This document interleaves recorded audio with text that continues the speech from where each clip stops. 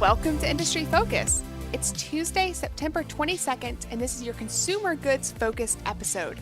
I'm Emily Flippen, and today I'm joined by Motley Fool's infamous Dan Klein, and we're going to be taking a deeper look at two interesting companies, Ollie's Bargain Outlet and Keurig Dr. Pepper. We're going to be answering the question that has been on everybody's mind. I know it has, which is, has K-Cup sales gone up since the pandemic began? There have also been Dr. Pepper shortages, so it has been a very strange time period for Keurig Dr. Pepper. Completely strange. You're going to have to stick around for the second half of the show to hear about that. But what I will say is, as an avid Diet Dr. Pepper drinker, that is my diet soda of choice, I have been aware of the lack of Diet Dr. Pepper that's been available at my grocery stores. We'll address why that may be. Why can't, Keurig keep up with the demand for Dr. Pepper? Questions that are just, I know they're killing everybody listening right now. Dan, how are you doing today? I am good. It's one of those weird, you said September 22nd, Oof. and I live in perpetual summer, so it feels very bizarre that you said that. Tomorrow, Emily, is actually my 20th wedding anniversary, and we've decided we're going to defer. It's we're in a pandemic. Nothing is fun. We'll have a nice meal and kind of quietly acknowledge it. We're not doing gift shopping. We're not doing. I just turned to my wife and I said, do you really want the stress of this? Our birthdays are in 3 weeks. Can we just not do this? And she said, yes, we will do this as soon as we can do it in some normalcy. So the date happens, but it doesn't count. Which you can do that for birthdays if you want. You can get younger this year if you'd like to. I love that. My birthday is actually coming up. I'm considering deferring it. Is that an option? Can I just stay this age forever? I think you can. Mine is October 16th, so we can. We have very similar birthdays. Learn something new every day. Yes. Well, as much as we could probably just sit here and talk about our birthdays and wedding anniversaries for the whole show, let's roll straight into it. And this is a company that we're going to kick off with. It's a company that we've talked a lot about, haven't spent a ton of time taking a deeper look at it. And if you are located in the United States, you may have heard about this company. Probably if you're on the East Coast, maybe if you're an active investor into consumer goods-based companies. But I'm willing to bet that 50% of our listeners have probably never heard of, never been in this company, and that's Ollie's Bargain Outlet. What can you tell us about this anomaly? So this is one I'd never heard of until one of your colleagues, our very own David Kretzmann, a few years ago, we were having coffee and he said, what do you think of Ollie's Bargain Outlet? And I went, I've never heard of it. So I looked it up and I found that they had a location in Orlando, Florida, not actually Orlando, one of the suburbs. And it's about 8 miles from my house. So with Disney traffic, that is a 45-minute ride. But I made the ride and I was super impressed. So Ollie's is a Big Lots done well. So when you think about a Big Lots, and there's some nice things about Big Lots too. Yeah, that's an accurate statement. Big Lots is a giant store. It's physically a big box. And merchandise is, let's say, sprawled all over the place. Now, that's good if you're buying a couch, which is not something I would buy from Big Lots because it needs that space, but it's less good when you go to the toy area and it looks like kids came in and played with all the toys and then left. It's not a particularly well merchandised stores. All these stores are compact. They're the size of a Five Below. But they're merchandised floor to ceiling, and it's incredibly well done. So you get that whole treasure hunt experience, but in a much smaller retail footprint. So that makes the company, think of it like a tall Dollar General in terms of the size of it. Now, it's not a dollar store. It's a deep discount store. They might have everything from, right now they have a lot of grocery, which is not typical. They might have everything from a good deal in a crock pot to K-Cups of a brand you never heard of. That's where I learned that Joey Kramer from Aerosmith had a line of K-Cups, which clearly didn't work because they were available at Ollie's. And some things you'll go in and you'll be like, I need a rice cooker. Is it worth it to get 85% off, but it's a Green Bay Packers rice cooker? It's just some really weird tie-in. And they sell things like desks and chairs. And it's about, I'd say 50% changing merchandise based on what's available. Probably they have better stuff available. And sort of 50% they're always going to have K-Cups. There's always going to be a deal on certain things. If you want a coffee maker, there's going to be some variation of a traditional coffee maker, but it might be a Mr. Coffee one week and a something else the next week. It's a really fun store, and they're expanding pretty quickly. There's actually one down the street from me in West Palm Beach now that wasn't there a few years ago. Yeah, it's such an interesting store because it has been around for a while. It was founded in 1982 in Pennsylvania, which is still their largest market in terms of total number of stores, but it's expanded relatively slowly, especially when you compare it to other discount retailers. I'm thinking of maybe like the Five Belows of the world, which have taken a much more aggressive expansion approach. Uh, yeah, up until this point, Ollie's has really just expanded slowly. If you look at a map of where their stores are, it's almost like how the United States was colonized up until people, reached probably California. They still don't have any stores in California, but they just completely spread across the East Coast, just recently reaching Texas and Oklahoma with their very first handful of stores. So it's still small in terms of the opportunity that's ahead of them. The number of stores they have today, I think they can continue to rapidly grow and expand westward. Yeah, it's only 345 stores in 25 states. I would say their stores are somewhat of a regional draw. If you know they exist, especially if you're a member of their loyalty program, you might seek out an Ollie's while you're traveling or while you're someplace else. That being said, they've been building out based on supply chain. So because it is very much a store-driven business, this is not a digital business, they need to be able to effectively get merchandise into the stores from distribution centers to stores to move things that aren't selling around between stores. It's why they're sort of growing in that sort of sequential, planned way. I think eventually, 10 years from now, they'll probably be in like 45 states. They'll be in most of the places you'd want them to be. But this is a little bit of a hidden gem of a company. It's not on the tip of most people's tongues. They tend to not go, let me put this nicely, for the nicest shopping plazas. You're not going to find an Ollie's next to a Target in most cases. The Ollie's here in West Palm Beach is in a very sketchy, half out of business. Dee Dee's Discounts, I think, is the anchor. It's a gym that's a very low end gym. A lot of vacancies. That's where Ollie's chose to go. It's not like that happened after they had already moved in. Kind of the same thing at the Orlando area store. It's in a very third tier shopping plaza, and that's because Ollie's knows it's a destination to itself. And about 70% of their sales come from the so-called Ollie's Army, which is their membership program. So their customers are going to find them. There's no reason to pay, for the location an Ulta Beauty would need to pay for in order to be found. This is a very much sort of once you're in, you're kind of in. And if you've seen an Ollie's, you're probably going to seek out Ollie's when you have a chance to. If you're the type of person who's listening and actively enjoys looking up financial filings for companies, many of you listen to us that you don't need to do it yourself. But for people who do like it, I would really encourage you to look at the most recent annual report for Ollie's, because as I was sifting through it, I was Slack messaging you, Dan. I was getting so many good chuckles because it really is a report like no other. The terminology they use, the way they describe their markets, even breaking down their business, it is incredibly unique. So I want to point out some of the things that gave me a chuckle. The first is how they define their total addressable markets. Their total addressable markets, and this is a quote, is anyone between the ages of 25 to 70 with a wallet or a purse. They genuinely believe that, and I think they actually state this in their reports, that all of America loves bargains. I'm not sure if that's limited to just America. I feel like that statement's probably underrating their addressable markets, but that within itself says a lot about their expansion.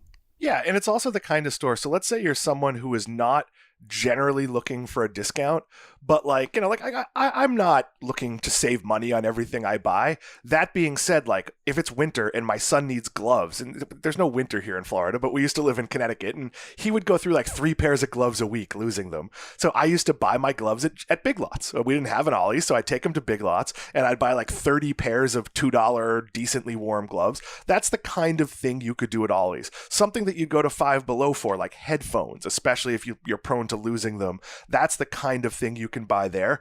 But it's also shopping as experience. You literally don't know what you get. You might walk in and they have train sets today. They have patio furniture. It could be totally random. But Emily, the line you were pointing out, and I stepped on it here, and I'll let you deliver the punchline, but they offer prices up to 70 cents below department and fancy stores. They literally call their competitors fancy stores. And I actually think that's hysterical because, look, they're trying to play off an ethos. There's no frills when you walk into an Ollie's. That said, it's clean. It's much tighter. I don't know what other word to use. The merchandise is really well done compared to stores in this space. It's closer to, say, a Marshalls, that, except they don't sell clothes. I mean, they occasionally have some clothes, but they're not a clothes retailer. But it feels like they put a lot of thought into what does our floor look like? How are we using our space? And just tidying up as things go. And that's something like, you've heard me complain about Dollar General. Dollar General is often very, very messy because there's only one person working there and they're behind the counter. This is clearly a company that wants to connect with its customers. And I think that's really, really valuable. That's also going to give them an automatic audience when they open someplace new, because people are going to be excited. Oh, I used to have an Ollie's. Now I have one again. And Emily, the financials are pretty good as well. Yeah, and before we get to the financials, I'm going to spring this on you, Dan. We did not plan this ahead of time, but as you were talking, I thought this might be kind of fun. The people listening at home can play along with us. Ollie's breaks down their merchandising into a few different segments, and I'm going to read them off to you, Dan. But as I'm reading them off, and as our listeners are listening at home, try to think to yourself what you think the largest segment would be for Ollie's. And this isn't something I expect for you to know unless you happen to have seen this chart on their annual report, Dan. But I'm going to read them off to you, and I want to get your thoughts on what you think the biggest segment in terms of total sales would be for Ollie's in 2019. So this is pre-pandemic. They have houseware, food, bed and bath, books, floor coverings, electronics, toys, health, and other. That was a lot. That was 9. Do you have any inklings? Other. Oh, you ruined it. Yeah, you got it right. It's other by a long shot. That just shows you the collection of stuff, for lack of a better word, that Ollie's has. Others is 28% of their total sales in 2019. Items that just simply have no other designation. It's a very strange store. It's also a store you should not go in if you don't have fiscal discipline, because you might come out of it and be like, why did I just buy a race car set? I'm not going to play, the ones with the little buttons. I'm not going to play with this. I don't have a kid. But it is a very much an impulse purchase store. Or you leave with a 200-pound, a 200-cup K-cup pack, and you realize you drink 4 cups of coffee from your Keurig machine a year. I did that and had to throw away a lot of K-cups. It's definitely a fun place to go if you need something, but also a fun place to go if you don't. And they're growing. And I actually think what's most impressive is they did really well during the pandemic. And that's because while they're not generally selling food, they made a quick pivot to be able to get food. So they went to their vendors for food-like stuff. Maybe they sell some candy, and I've mentioned coffee. And they said, well, what can you get me? Can you get me soup? Can you get me, can you get me toilet paper? And they changed their business model on the fly for a short term, for the term that was most necessary. And that, to me, speaks to management, which is really important, because this was a founder-led company until not long ago when their CEO passed away. So seeing that the management team that's now in place is able to think on its feet and still sort of have that work ethic that built a company from 1 store to 354 stores, that's very encouraging to me. I had forgotten that they had lost their founder, and it's a challenging thing for a company to go through, especially when you're in such a state of expansion like Ollie's is. Despite the fact that they're an old company and clearly a successful one for many years, I think this is a company that's still hitting its stride in terms of potential opportunities. It'd be interesting to see how the new management team handles that transition, but I think it's been a good while now, and presuming, based off if the most recent quarters say anything, it hasn't negatively impacted them yet. Yeah, my only concern here is that they're not growing fast enough. I don't understand why they sort of grow at a Costco-like speed when the stores are smaller, but my guess is that strategy is related to capital and borrowing money and sort of self-financing. This feels like a model that would work elsewhere. It also feels like there's a lot of holes in their network. I mentioned West Palm Beach and Orlando, and this may not be true, but last I looked, which was probably a year ago, those were the 2 closest stores to each other in Florida. And there's a lot of space in between, obviously, that you could fill in. They opened 6 stores in the last quarter. That's actually relatively typical. They're growing by 10% per year. So they're about 35 stores per year. Their net sales were have been rising. Their comp growth was 2.4% up. Total net sales, Emily, I think this is the quarter, 58.5%. Is that is a stunning amount. So obviously what they're doing during the pandemic is working. Oh, I'm sorry, the 2.4 is the 5-year average. So obviously they're outpacing what they're doing during the pandemic. And their operating income is up. So even with all the added expense of operating during this, they're doing really well. And it's just a very thoughtful company. They still do old school marketing. They send a physical, circular. Now you can get it digitally, but it really is, hey, what's on sale at Ollie's that week? And that drives business. That sort of activates a customer base. And right now, when we're looking for any level of entertainment, a store we can pretend to go to because we need something. Oh no, I need a pot holder. And then it's fun to walk around. I think that's going to be a good business model. Yeah, I'm happy that you kind of dove into the finances there. And one of the things that you mentioned was that this is a company that hasn't expanded super quickly, in large part because they're self-financing their expansion. To further highlight that, this is a company that's doing over $1.5 billion of sales a year from their 300 or so stores. They have no debt. So no long-term debt. The only debt they have, to the extent that you as an investor consider it debt, are their long-term leases. So they have lease obligations, as you would assume from a retailer, but no long-term debt. They are truly a company that is consistently not only profitable, but strongly cash generating. And that's what they've used to expand their stores. And while they haven't expanded at the rate that they could have, I would assume, if they were going to take on a lot of debt to expand, they still have a 5-year growth rate for store count of greater than 14%. So it's slow moving in the sense that they're not growing at Five Below's rate, but at the same time, they're still growing and they're still getting there, just slower than you may would have assumed. That no debt essentially means they have no risk because they know how to run their business. They've proven they can execute, and there are going to be some bargains for Ollie's in the next, couple of years. Right now, there are a lot of retailers going out of business. There are a lot of retailers that want out of their leases. There are going to be an awful lot of landlords that come to Ollie's with very favorable deals because they're a tenant who can pay its bills or which can pay its bills. It's a really good opportunity. They're not going to go dramatically faster because there's still build outs. There's still, the cost of merchandise to operate a store, but they know how to open a store. They know how to get it to profitability quickly. I wouldn't be surprised if 6 months from now, assuming we're living in a non-pandemic world and construction can be normal and shopping habits can be normal, if they didn't slightly pick up that pace of openings, because they might get landlords who say, hey, if you do a 10-year lease, we will pay for the build out, which is not, that's actually fairly typical if in a time where it's hard to rent space out. This is a really favorable operating market for Ollie's. And while I don't think being in a sort of down economy, or at least let's call it a cautious economy, even if you're working, chances are you're being a little tighter with your money than you normally would be. That helps Ollie's, but I don't think it matters because even when you're doing great, nobody's like, you know what I want to do? I want to pay full price for my whatever. Like if there's a chance to get a deal on it, and Ollie's is sometimes a place where like if you have something in the back of your head, like, my toaster's not great, and you go into Ollie's and you see, they have Black & Decker toasters for $18. Like you buy one. Like it's that kind of store.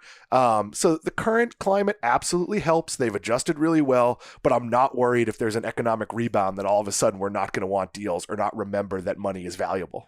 One of the things that you could argue is a big risk to Ollie's is the fact that they have no digital presence. You mentioned that they issue these circulars, and while you can see them online and you can become a member of Ollie's online, for the large part, they don't really focus on any sort of digital strategy. Do you think this is a long-term risk, or is this just playing into what Ollie's does best, which is foot traffic and that shopping treasure hunt experience? Yeah, I don't think do I wish they did something fun online, sort of like the old days when before Amazon bought Woot, when Woot would literally be one thing. Like they would literally be like, today we have a coffee maker until it sells out. And it was really exciting to get up in the morning and go to Woot. I think Ollie's could do that from its distribution center. Go, okay, what's not selling? What's too bulky to send to all our stores that we can still get a good deal on? I think they could do some fun online stuff that would leverage the fact that they have, I forget the number, but it's over 10 million loyalty members.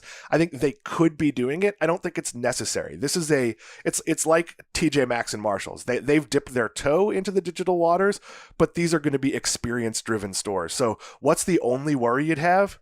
if somehow we had a total lockdown and you literally couldn't even go do curbside pickup of groceries at Ollie's.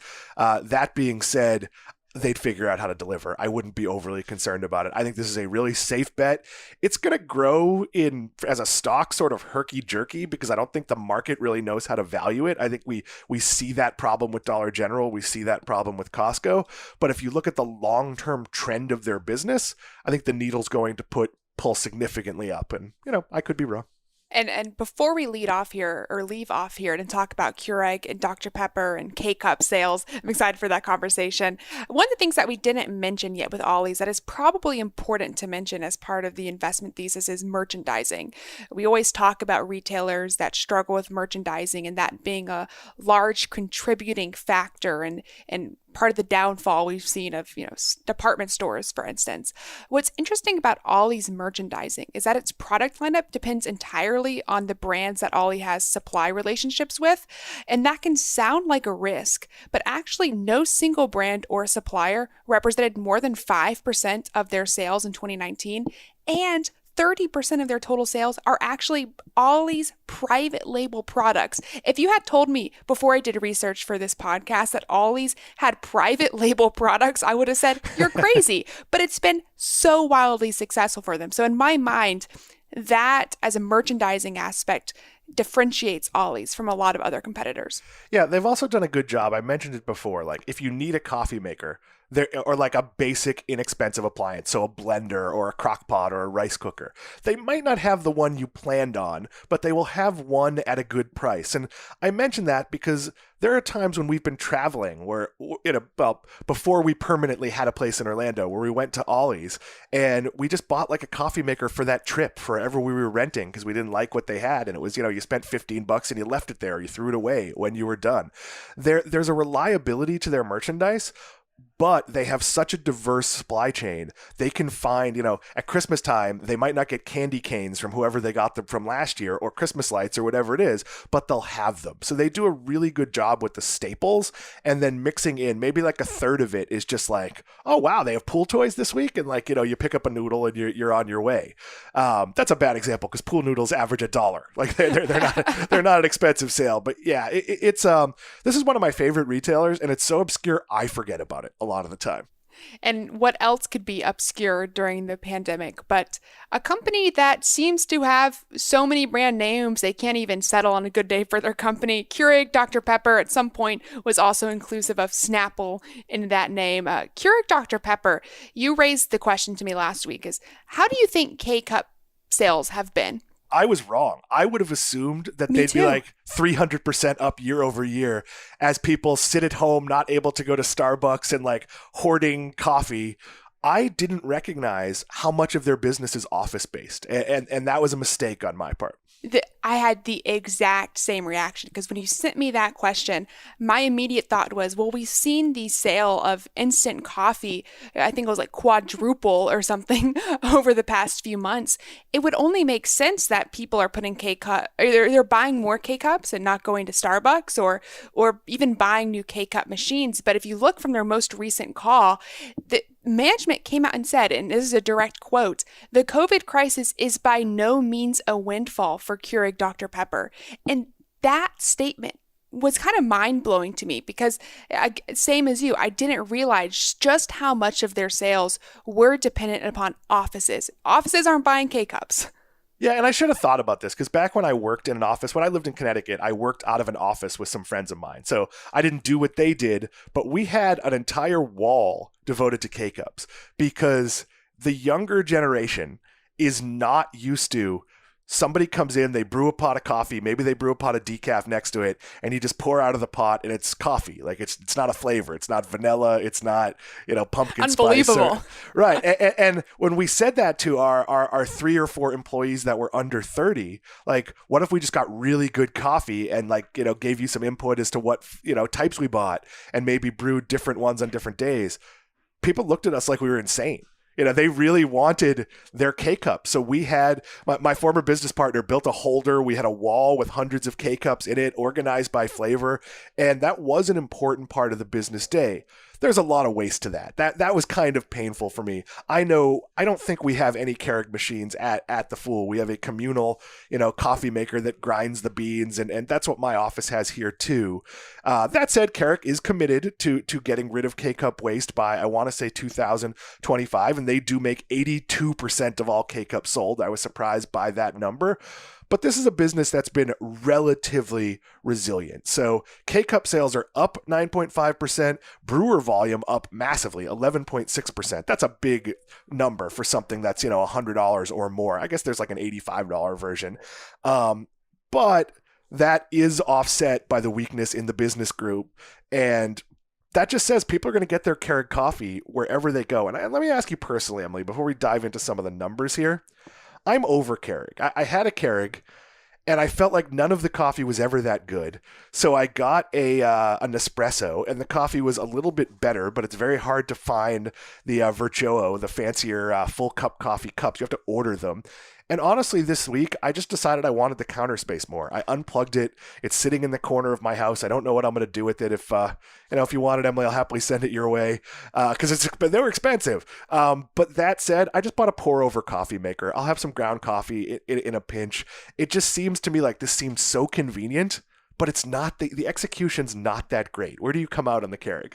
I'm a bad person to ask because for a young person, I think there's a stereotype that we care a lot about our coffee, right? If we're not shopping at Starbucks, I'm a young millennial female. I think the assumption is that I'm getting pumpkin spice lattes every day. But if you're not getting the pumpkin spice latte, then you're probably going to some fancy, place that does do pour over brews.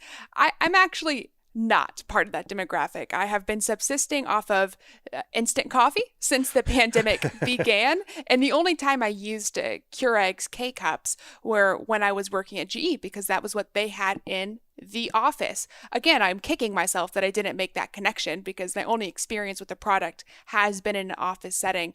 But I think that this demand that they get from that almost 12% growth in the brewer volumes that sold, those are people that spent greater than somewhere $100, let's say, to buy themselves a machine to brew coffee in K-Cups. Those are people that are probably still going to continue to order K-Cups in the future. So again, while I might not be the best demographic best example, I guess, for their demographic, there's clearly a demand for their product. And I knew that too. I knew your coffee habits. I was actually curious if cause for a long time we kept a Keurig just for guests because I drink iced coffee, but I kept a Keurig in my house. If someone, we'd have people over for dinner, they'd want a cup of coffee. I'd have K-Cups on hand. We do have a Keurig at the vacation place. We also have a Keurig DrinkWorks, which is a product. They don't break out, but the Keurig DrinkWorks, I think, is a big opportunity for them, but it's only legal in a few states. This is essentially a K-Cup machine, but for alcohol. So if you want a Manhattan, you put in the Manhattan pod, and it's an expensive device. It's a $299 device, but I got it because it's fun. And it has UV lights that clean it, so there's a whole system to keep it clean and make different drinks well. They're very expensive pods. It's about $4 a drink, so it's more of a party trick than something you would do regularly. But I think there is a lot of sort of upscale optionality there because if you can afford a $300 machine, having a nice cupboard full of, you'd like a Manhattan, you'd like a martini, you'd like a rum and Coke, or it's a rum and cola because they don't have a Coke deal. I think there's some optionality there, but it's not showing up on their balance sheets. It's important to know that their net sales in the most recent quarter were up 1.8% to $2.86 billion. That's really important because the Dr. Pepper part of the business has been resilient as well. They're selling out in grocery stores, but right now they're not selling nearly as much Dr. Pepper as they did in restaurants, in on-site locations. I'm not sure exactly where you would go. I guess Chipotle has Dr. Pepper on tap. They might have Mr. Pibb actually. So it's a harder soda to find. But Emily, you've noticed those shortages? Yeah, I have. The way I noticed it was actually something that Keurig talked a lot about. I should stop calling it Keurig. Keurig Dr. Pepper talked a lot about in their most recent quarter, which was the launch of Dr. Pepper cream soda. They combined Dr. Pepper and cream soda, and I'll tell you one thing: as somebody who did try that product, it was a huge success, and I think it led to a lot of reinvoked interest in Dr. Pepper. What I think I will say, and I don't have any stats to back this up, so take my opinion with a grain of salt here. Is that if you are the type of person who is going out to a restaurant and ordering a Dr. Pepper at locations that would have that option for you, you are also the type of person that during this pandemic was going out of their way to fill their Diet Dr. Pepper needs by buying the 2 liter options or whatever the cans were in your local store. So I think that the people who were consuming these on location were also the people that were going out to buy them from stores, which is, and according to my theory, the reason why they were having supply shortages in a lot of locations, in particular in the South. I was raised in Texas, so there's not a lot more Dr. Pepper drinkers down there than there has been up here, up in Maryland.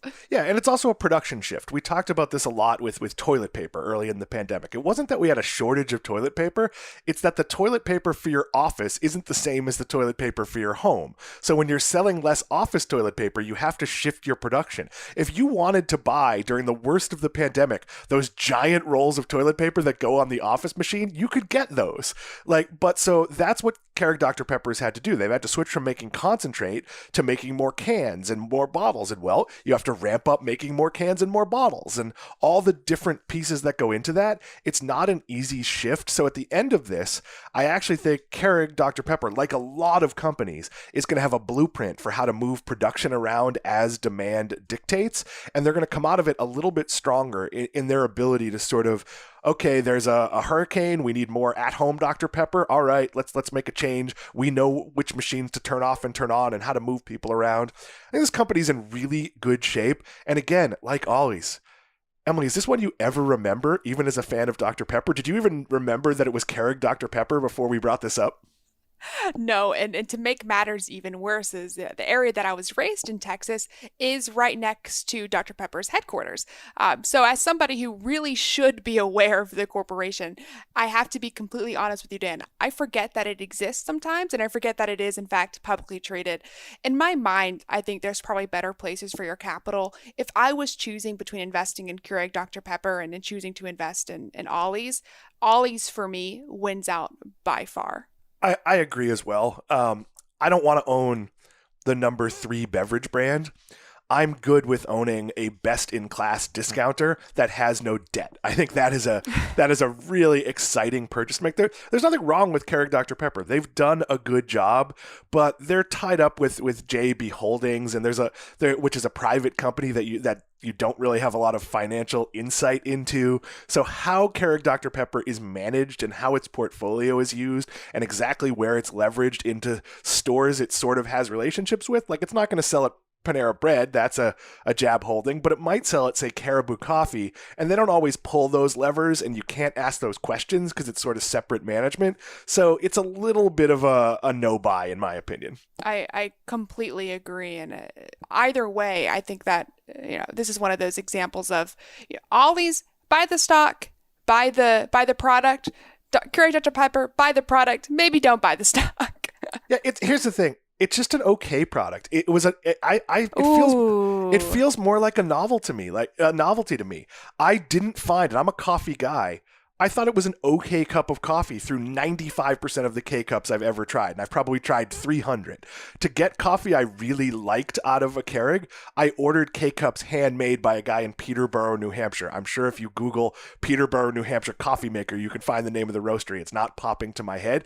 That's a really difficult road to go to get coffee that tastes good when I can make perfectly good pots of coffee if I wanted to. People also have pointed out that you can use the refillable K-Cups with ground coffee, and that's more environmentally friendly.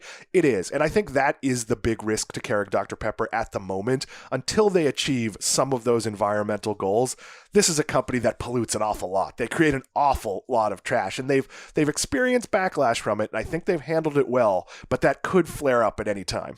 I know we've gone a little bit long here, but I'm going to make us go a little bit longer to talk about that point even more, because I think this is where Keurig has really been pushing up against against a wall, is that the entire value proposition of the pods was you stick it in, you press a button, you have a cup of coffee. It's simple, it's easy, and it's supposed to be a pretty decent cup of coffee.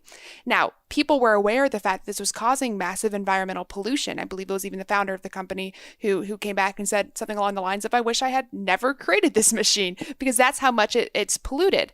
Here's the problem. When you want people to put their own grinds into a machine, right, and refill that every day, clean it out, that's the problem, because not only are you buying a machine, but you're essentially going through the steps that it would take if you're going to make a cup of coffee the traditional way anyways.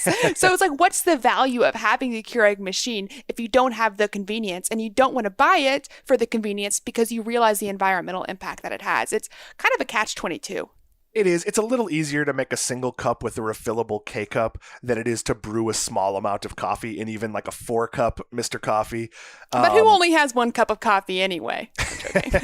No, I would say when you're talking K-cups, 2 cups would be basically the normal coffee order for most people. Look, it gives you a lot of optionality in an office. If people can't agree, it does give a lot of choice. That being said, at a bigger company, I'm a really big fan of the machine we have at Fool HQ, which is, it looks like a square box, and it could make a few basic drinks. You know, it could make a latte, it could make a coffee with milk, it could make some espresso shots. And is it amazing? No, it's not, but it's fresh and it's pretty good. And you can always buy syrups and other things if you want to doctor up your coffee, or all the different Starbucks creamers just hit shelves. So if you want your caramel macchiato, you can get that. Yes, I know Emily, who likes her coffee more as the stuff that goes in coffee than the coffee. Yeah, you can make your coffee. I highly recommend. The one piece I kept from my Nespresso is I have the aerating machine where you pour a tiny little bit of milk in, or creamer. I like to put a little milk in and a little sea salt and do the sea salt foam like you can get at Starbucks. And it whips up really, really well. Creates a lot of volume. Sounds delicious. I'm going to steal that idea from you. I don't think it was my idea uniquely. Well, Dan, thank you so much for joining me, and I apologize for keeping you and our listeners a little long here, but it was, of course, a fun conversation. Always happy to be here. Listeners, that does it for this episode of Industry Focus. If you have any questions, you can always shoot us an email at industryfocus@fool.com or tweet at us at MFIndustryFocus. As always, people on the program may own companies discussed in the show, and the Motley Fool may have formal recommendations for or against any stocks mentioned, so don't buy or sell anything based solely on what you hear. Thanks to Tim Sparks for his work behind the screen today. For Dan Klein, I'm Emily Flippen. Thanks for listening, and Fool on!